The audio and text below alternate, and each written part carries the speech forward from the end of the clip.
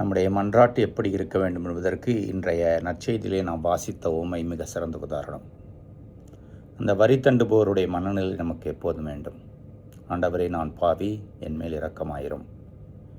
இது நம்மையே தாழ்த்தி கடவுள் திருமுன்னிலே நம்முடைய இயல்பை உணர்வதற்கு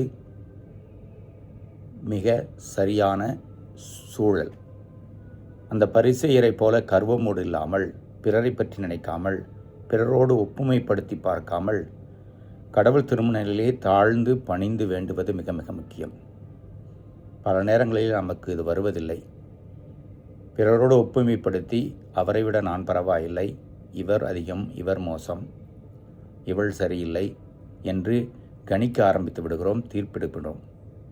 ஆனால் கடவுள் திருமுன்னிலையிலே நம்மை நாம் ஆய்வு செய்து, ஆண்டவரே, நான் பாவி, என் மீது இரக்கமாயிரும் என்று ஜெபித்தால் கடவுளுடைய அருள் நம்மிலே செயல்பட நாம் அனுமதிக்கிறோம் என்ற அர்த்தம். இந்த தவக்காலத்திலே அதை முயற்சி செய்வோம். இந்த தவக்காலம் அதற்கு சரியான காலம், தகுந்த காலம். இறைவன் என்று வாழ்த்து பெறுவாராக.